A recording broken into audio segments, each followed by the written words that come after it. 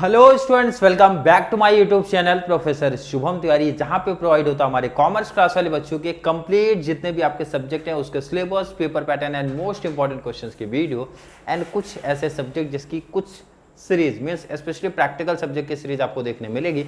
बात करने वाले हैं बहुत ही इंपॉर्टेंट टॉपिक, बहुत ही इंपॉर्टेंट चैप्टर, बहुत ही इंपॉर्टेंट सब्जेक्ट। डायरेक्ट टैक्सेस आपका सब्जेक्ट है एंड टॉपिक पिक किया गया scope of total income. I hope हर एक बच्चे को अभी तक वैसे आइडिया चल गया होगा क्योंकि क्लास नंबर हमारा चल रहा है थर्ड। मास्टर डिग्री आप लोग को सेम थर्ड में है, एसवाई बैफ वाले बच्चे सेम थर्ड में है, टीवाई बीकॉम सेम 5। और मैंने बताया था कंप्लीट जितने भी क्वेश्चन मैं पिक किया हूं कंप्लीट प्रीवियस ईयर, जिसमें आपके टीवाई बीकॉम क्लास का है, SY BAIF and master degree वालों करेगा। तो पहले टीवाई बीकॉम क्लास की बात करें, कंप्लीट कॉन्सेप्ट क्लियर कर लो भाई। बेस्ट स्कोर डायरेक्ट एक्सेस में आपका होता है सेमेस्टर 5। देखो कौन से ईयर का पेपर है वो भी मेंशन करता हूं। 17 का पेपर आपका पूछा गया है, 17 का पेपर। और क्वेश्चन का लेवल जरा देखते हैं क्या है।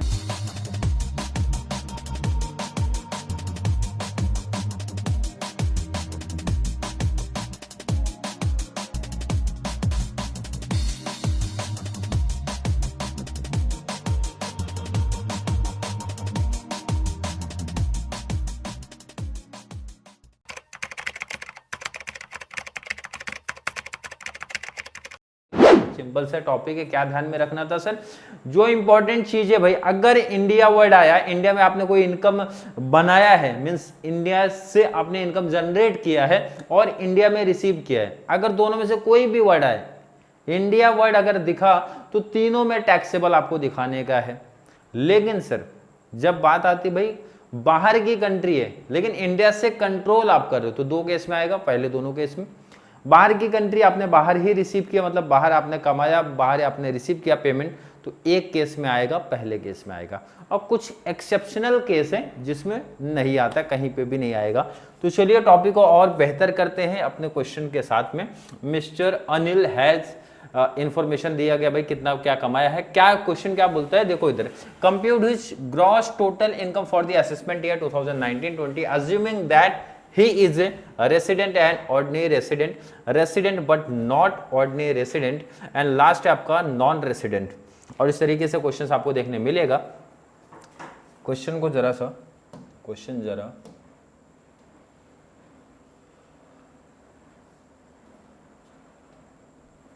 क्लियर है? आई थिंक क्लियर होना चाहिए हर एक बच्चे का। अब जरा क्वेश्चन आपका यही है ना, तो यही टाइम थोड़ा सा बचाने के लिए क्या करेंगे, क्योंकि यही सिमिलर चीज़ें कॉपी करनी है, तो मैं इसी को हटा देता हूँ और क्या कैसे सॉल्व करते हैं इसे मैं ऑलरेडी बता देता हूँ, जैसे प्रीवियस सम में भी मैंने सॉल्व किया था। क्लियर है? देखो इस तरीके से क्वेश्चन आपका आएगा।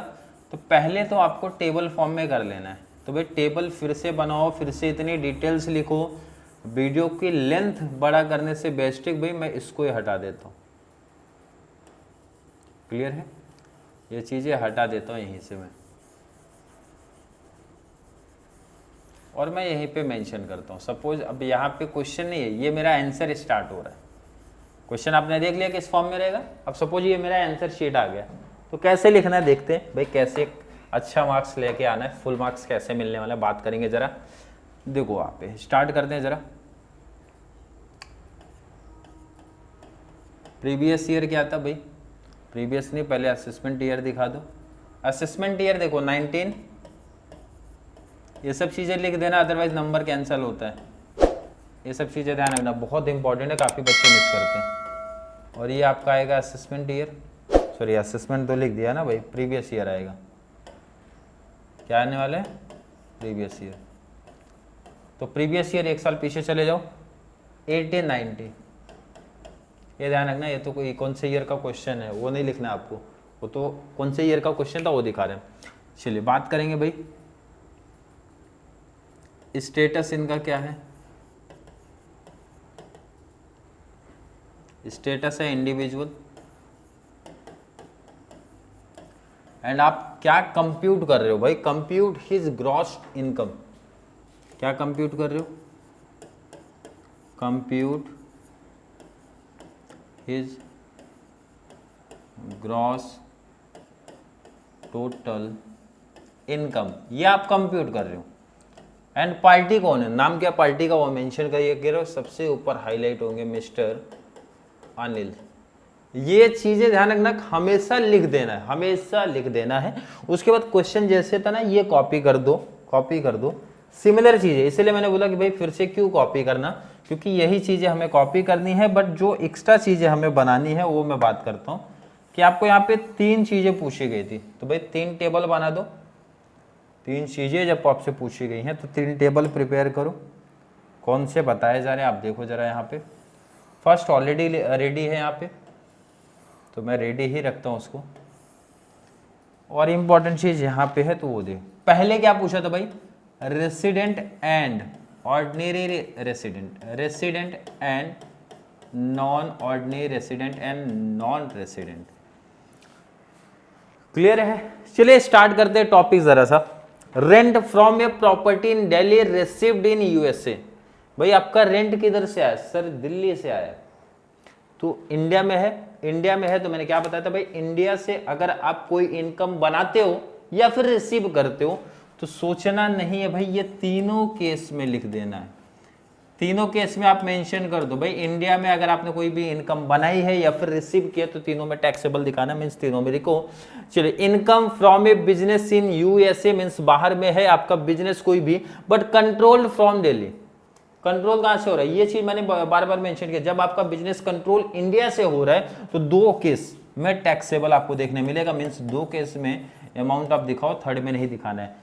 एक केस बहुत इंपॉर्टेंट ध्यान रखना, बाहर आपकी कंट्री मीन्स बाहर बिजनेस है बट कंट्रोल आपका इंडिया से हो रहा है, तो 2 केस में आप दिखाने वाले हो। Income from A business in Mumbai, आगे पढ़ो ही मत, आगे नहीं पढ़ो तो भी चल जाएगा, क्योंकि ये लाइन यही मेंशन हो गई भाई, income from A business in Mumbai, Mumbai में आपका बिजनेस है तो तीनों केस में टैक्सेबल दिखने वाला है, तीनों केस में टैक्सेबल दिखने वाला है, कोई दिक्कत नहीं होना चाहिए। बहुत ही इंपॉर्टेंट चीज मैं इसलिए यहाँ पे हाईलाइट कर लो, आप लोग को भी हाईलाइट कर लेना है, बहुत इंपॉर्टेंट, जहां पे बच्चे बहुत बड़ी मिस्टेक करने वाले हैं, बहुत बच्चों का गलत होगा।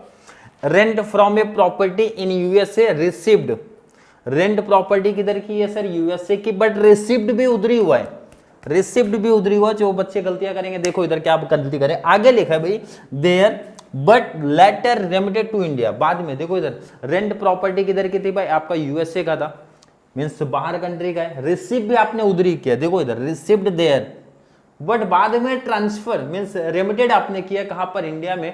तो बच्चे इंडिया देखते तीनों में टैक्सेबल, मीन्स तीनों में अमाउंट लिखेंगे, जो कि गलती करेंगे ये सिर्फ पहले केस में होगा।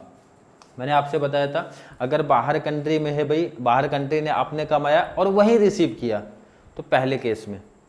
फिर से सेंटेंस, बाहर कंट्री में आपका कोई बिजनेस है, प्रॉपर्टी है, जो भी है, बाहर कंट्री आपने पैसा बनाया और वहीं रिसीव किया तो पहले केस में है। और ये लाइन में जो कंफ्यूजन होते हैं ना, ये वर्ड से कंफ्यूजन होंगे। आप ये देखो ना भाई, rent from a property in USA received there, वहां पे कमाया, वहां की प्रॉपर्टी और वहां रिसीव किया, बाद में आपने किया भाई, बाद में, but later remitted to India, बाद में किया। तो ये बहुत इंपॉर्टेंट है, जहां बच्चे गलतियां करेंगे कि इंडिया वर्ड देखते ही तीनों में मेंशन करते हैं अमाउंट, काफी बच्चे करते हैं, इसलिए मैंने इंपॉर्टेंट किया कि भाई इंपॉर्टेंट है।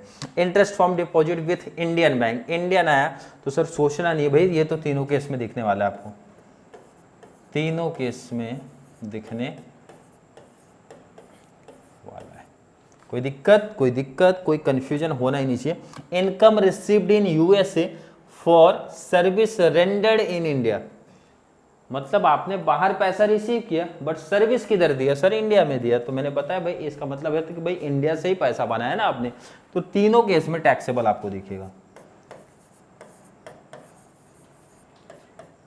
बहुत सिंपल टॉपिक्स है, बहुत सिंपल टॉपिक है, फुल मार्क्स मिलने के चांसेस इजिली हैं हर एक बच्चे को। Income from agriculture in Sri Lanka, अब रिसीव किधर किया सर? वो तो दिखा नहीं है, तो इसका मतलब है ये अज्यूम किया जाएगा भाई बाहर ही रिसीव किया, मतलब श्रीलंका का एग्रीकल्चर से आपने पैसा कमाया और वहीं रिसीव किया, तो पहले केस में ही सिर्फ आपको दिखने वाला है, पहले केस में दिखेगा। क्लियर? आई होप हर एक बच्चे का कॉन्सेप्ट क्लियर है। जरा लास्ट टॉपिक शिफ्ट होते भाई, पास्ट अनटैक्स प्रॉफिट। ये तो बताया गया था कि पास्ट अनटैक्स प्रॉफिट जो है ये है एक्सेप्शनल केस, और इसमें चीज ध्यान रखना, एक एक्सेप्शनल केस आपको जरूर मेंशन करते हैं, और ये वाला तो मोस्टली बहुत सारे सम्स में देखने मिलेगा, तो ये आपको मेंशन नहीं करना है कहीं भी। ये आपको कहीं भी नहीं मेंशन करना, मतलब ये खाली रहेगा। क्लियर है? ये देखो कितना सिंपल सा टॉपिक है। आपको एग्जाम में जितने भी नंबर का आएगा, 8-7 के पैटर्न में आ जाए, 10 के पैटर्न में आ जाए, 15-5 के पैटर्न में आ जाए, कैसे भी आ जाए, फुल मार्क्स मिलने चाहिए। लेकिन और डिटेल लिखना पड़ेगा। क्या डिटेल्स? टोटल करना पड़ेगा, क्योंकि आपने फाइंड क्या करना था, ग्रॉस टोटल इनकम। अब इसमें तो मुझे नहीं लगता कुछ बताना है भाई, मैं टोटल देख के लिख देता हूं, आप लोग मैच कर लेना, मीन्स इसका टोटल कर लेना है।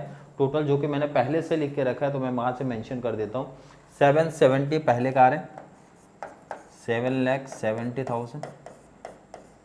सेकेंड टेबल की जब मैं बात करूंगा 520 का आ रहा है भाई, 520।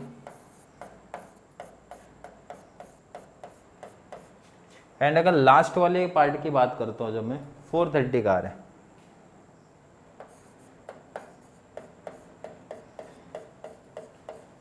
टोटल तो आई होप फॉर एक बच्चे यहाँ पे कर लेंगे, 1 2 3 4 430। क्लियर है? क्लियर? आई होप फॉर एक बच्चे का कॉन्सेप्ट क्लियर है। फिर भी अभी भी किसी भी बच्चे को कोई डाउट, कोई कंफ्यूजन जैसा कुछ क्रिएट हो रहा है तो जरूर नीचे मेंशन करो, या फिर वीडियो थोड़ी सी भी हेल्पफुल लगे तो वीडियो को लाइक कर देना है, अच्छे अच्छे कमेंट ऐड करो, और जितना ज़्यादा पॉसिबल हो सके चैनल का लिंक हमारे कॉमर्स सेक्शन वाले बच्चों को जरूर शेयर करो। ये टॉपिक बहुत जल्द क्लोज कर देंगे ताकि आप लोगों का डायरेक्ट टैक्स का सिलेबस बहुत जल्द आगे तक मीन्स शिफ्ट हो जाए। क्लियर? आई होप हर एक बच्चे का कॉन्सेप्ट क्लियर है। फिर भी किसी बच्चे को अभी भी कोई डाउट, कन्फ्यूजन अगर क्रिएट होता है तो जल्दी से नीचे ऐड कर दो, क्योंकि डायरेक्ट टैक्स को लेके बच्चों में ज़्यादा टेंशन था भाई, बच्चे ज़्यादा प्रॉब्लम में थे। क्लियर? तो चलिए मिलेंगे अगली क्लास में जहाँ पे बात करने वाले हैं इसी तरीके से प्रीवियस ईयर क्वेश्चंस के बारे में। तब तक के लिए थैंक यू सो मच।